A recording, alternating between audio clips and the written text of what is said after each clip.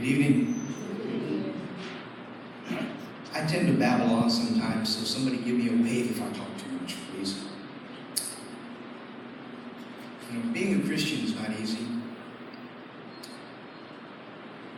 We've all heard, hear, believe, repent, and be baptized. That's obviously the beginning, and it's the easy part. After that comes kind of a hard part. The first 4 steps, maybe an afternoon, if things go right. Some of us have to hear more than that. I studied for a long time before I allowed myself to be baptized. I grew up in religions that didn't teach baptism, and I really didn't believe it was necessary. When I got deeper into it, I found out that it was a necessary step. So after I got past the easy part, it comes the hard part. Because for the rest of your life, you have to be obedient. Sometimes that takes more strength than we really give it credit for. When you think of Jesus, do you think of a strong man?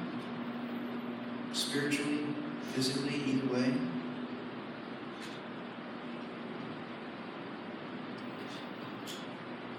I struggle with some of that.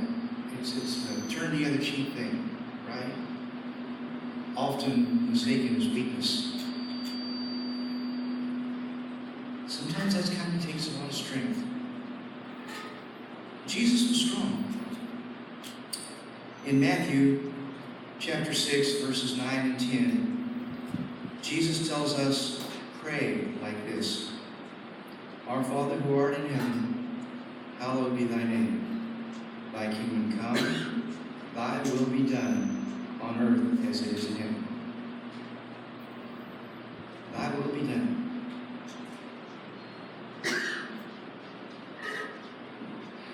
In Matthew chapter 4, we learn of Jesus in the wilderness. Verse 2 says Jesus fasted 40 days and 40 nights, and afterward it says he was hungry. Okay. Kind of a simple statement. I made some bad choices in my life. One of the bad choices that I made led to a hunger strike for 18 days. He was hungry after 40 days, doesn't even come close. Yet, he had the strength to tell Satan, it is written, man shall not live by bread alone, but by every word that proceeds from the mouth of God. Jesus was a strong man. In Matthew chapter 4, verse 5, the devil took him to the holy city and set him on the pinnacle of the temple and said to him, if you are the Son of God, throw yourself down, for it is written, he will give his angels charge of you. And on their hands they will bear you up, lest you strike your foot against a stone. Jesus showed his steadfastness here.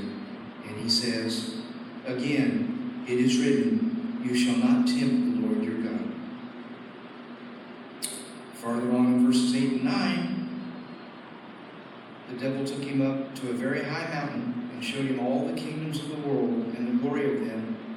And he said to him, all of these I will give you if you will fall down and worship me. Jesus was faithful to his Father. He says to him, begone, Satan, for it is written, you shall worship the Lord your God, and him only shall you serve. Strength, faithfulness, steadfastness. Jesus clearly showed all of these throughout his life and even during his crucifixion. But another side that we don't always think about is just how physically strong Jesus was. In John chapter 2, verses 14 and 15, we're told, in the temple he found those who were selling oxen and sheep and pigeons and the money changers at their business. And making a whip of cords, he drove them all with the sheep and the oxen out of the temple. And he poured out the coins of the money changers and overturned their tables. Sound like an easy day? Walk into my Father's house, see it being desecrated, make a whip, just sit down and make a whip. They make it sound easy. Drove out the oxen and the sheep, one man at one time. I have a little country in my background. I have a little cattle in my background. The idea of one man in conflict with all these other people driving the oxen and the sheep out of the temple, that's work. And then you get the money changers. The money changers were sure to have bodyguards, strong men. And Jesus didn't pay them any mind either. So he's driving oxen, he's driving sheep, and he's just in the face of these money changers and their bodyguards. You're in my Father's house and you're wrong. Get out. Strong man.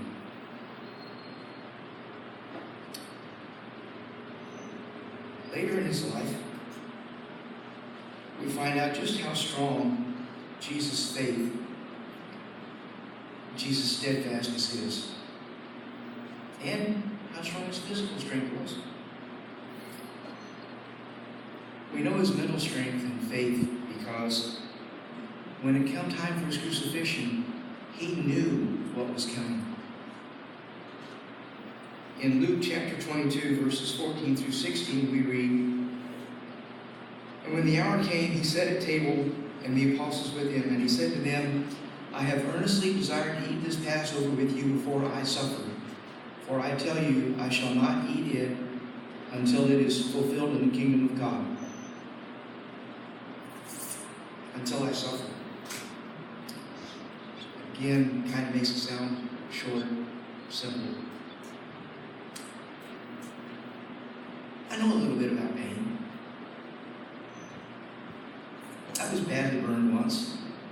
Half my back and third-degree burns, if that tells anybody anything. I had a motorcycle wreck where a pickup truck run me off the road. That's why I have a bad leg. I had an artificial hip. Made some kind of bad choices after that. Became addicted. Ended up being shot 11 times. A few more bad choices. Ended up with a year in isolation. None of that was any fun. But all of that pain, I didn't have any choice. The day I was shot, I didn't get up and say, I'm going to be shot today. But it's God's will that I be shot, so I'm going to go ahead and do what I have to do and let it happen.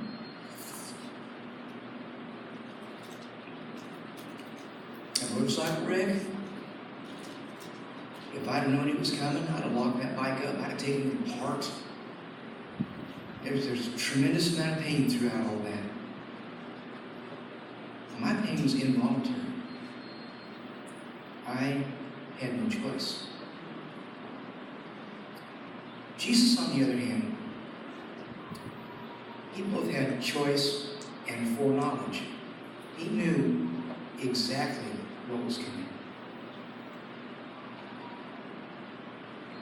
But in obedience to his Father, he went on.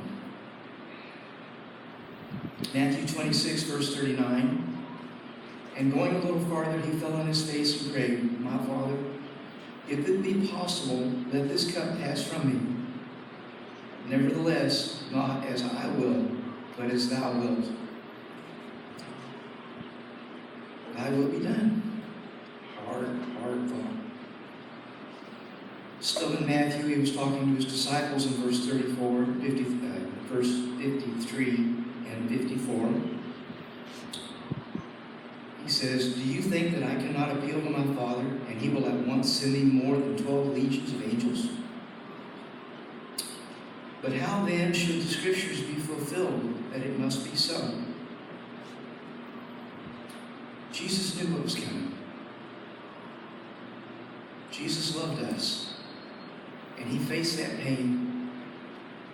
He faced that pain because it was his Father's will to establish a way for us to become right with God.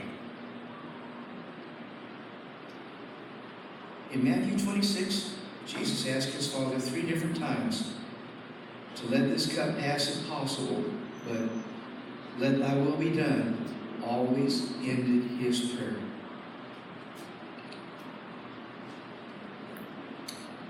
Jesus knew what was coming. In Matthew 20, starting in verse 17, and as Jesus was going up to Jerusalem, he took the 12 disciples aside, and on the way he said to them, Behold, we are going up to Jerusalem, and the Son of Man will be delivered to the chief priests and scribes, and they will condemn him to death, and deliver him to the Gentiles to be mocked, and scourged, and crucified, and he will be raised on the 3rd day. Scourged. Another short thing. Usually just briefly mentioned, not much explained. Scourging was a whipping. It was a punishment so severe that no matter what a Roman citizen did, he could not be scourged. Roman society was kind of harsh, and they believed that 40 lashes would kill a normal man. So they stopped at 39 when they were lashing, when they were scourging. When they scourged Jesus, they stopped at 39 most likely. But scourging wasn't all that they did. So he was scourged and more. It's true, I understand a little bit about pain. So I am awestruck by the thought that Jesus loved people like me enough to willingly endure so much agony to become our advocate with our Father, with his Father. All of that in obedience to the will of his Father. Strong, strong man. When we're Christians, we need to be a tool that God can use to show his love to the world. We need to be a tool that people can look at and say, that person's a Christian. I can tell. Sometimes making a useful tool out of something that is less useful is not easy. I'm trained as a tool and die maker. We do a lot of heat treatment in steel. Different kinds of steels require different heat treatment. But you always heat the steel to a specific temperature. Most commonly we use what's called A2, which is an air hardening steel, heated to about 1800 degrees. After being heated like that, the steel is kind of brittle and is not yet useful. So you heat it again to about 1200 degrees and let it cool in air. That's why it's air hardened. And at that point, you have a tool, a cutting edge or a forming edge, that can be used thousands of times.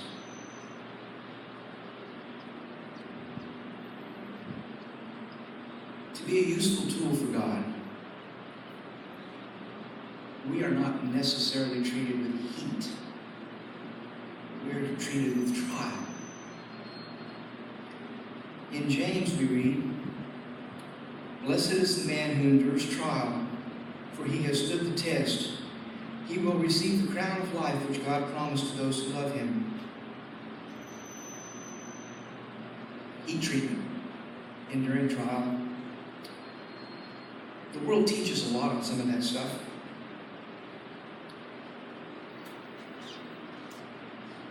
Living on an island in the middle of the Pacific, we know a little bit about ocean, sailing, shipping. Franklin Delano Roosevelt said, "A smooth sea never made a skilled sailor." Friedrich Nietzsche, and please forgive me if I don't pronounce his name correctly, is quoted as saying, "That which does not overwhelm us makes us stronger." Pretty much the same ideas. To be a Christian in today's world, to be a Christian in this country today, in some ways is harder than other places. We have life that is so easy. We're not persecuted for being a Christian. We're not persecuted for reading. We're not persecuted for teaching. But we have trials. And these trials build us into better people. They build us into useful tools. In James, chapter 1, verses 2 through 6, "Count it all joy, my brethren, when you meet various trials, for you know that the testing of your faith produces steadfastness. And let steadfastness have its full effect, that you may be perfect and complete, lacking in nothing.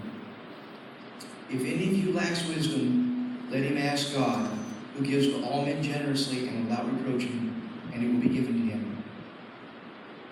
But let him ask in faith, no doubting, for he who doubts is like a wave of the sea that is driven and tossed by the wind."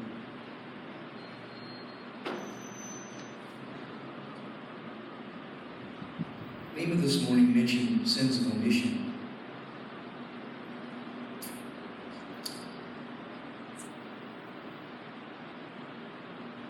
One of the things that I am guilty of in the sins of omission category, when I hurt, I have a tendency to look up and say, "Why me, God?" I find it hard sometimes to count it a joy when I meet various trials. My faith isn't always strong enough.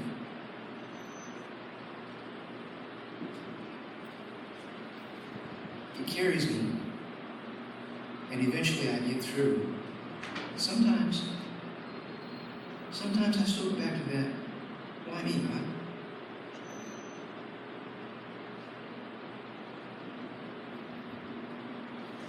"Count it all joy, my brethren, when you meet various trials, for you know that the testing of your faith produces steadfastness. And let steadfastness have its full effect, that you may be perfect and complete, lacking in nothing." I need to kind of engrave that a little deeper. My memory's not real good. One of the few scriptures that I remember, and I can't cite it, and it annoys me, but it talks about study to show yourself approved, a workman who need not be ashamed, rightly dividing the word of God. I am going to try to memorize James. "Count it all joy, my brethren, when you meet various trials, for you know that the testing of your faith produces steadfastness." Steadfastness. Synonym for strength. In my research for this, I looked up a lot of synonyms.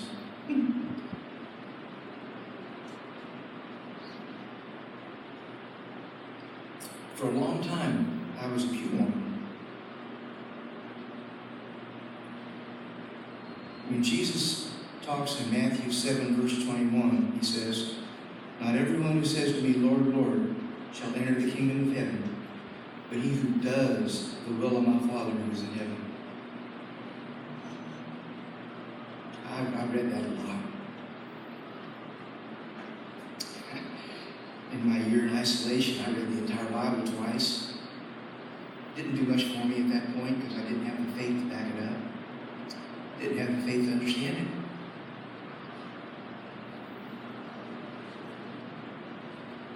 Not everyone who says to me, Lord, Lord, shall enter the kingdom of heaven, but he who does the will of my Father who is in heaven.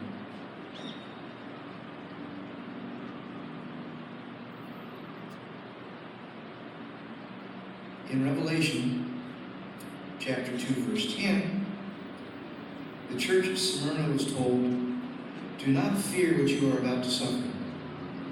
Behold, the devil is about to throw some of you into prison, that you may be tested, and for 10 days you will have tribulation. Be faithful unto death, and I will give you the crown of life. Faithful unto death. He who does the will of my Father. How many times have we gone through the Lord's Prayer?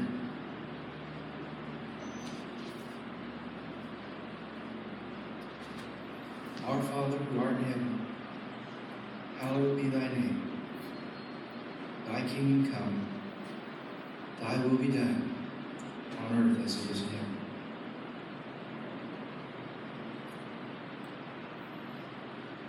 Thy will be done. Hear, believe, repent, confess, be baptized. That's the easy part. Obedience is the hard part. I don't know if there's anyone here who hasn't followed the first steps on this. Hear, believe, repent, confess, and be baptized. If you haven't, today's the day. Today's a good day.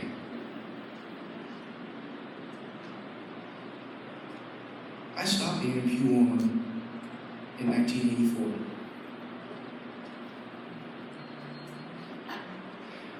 And I'm proud of it. The world often says that when we get to the end of our life, we are not truly sorry for the things that we did, but we are often truly sorry for the things we did not do.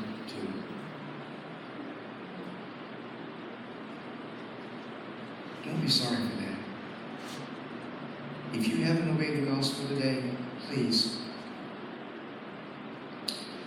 There will always be people here willing to study with you. Study to show yourself approved. A workman who need not be ashamed, rightly dividing the word of God. Doer.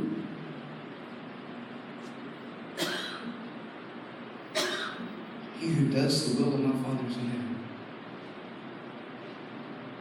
I plead with you today. If you're where I was, if you're a pew woman, take that next step. Be a doer. Be a doer.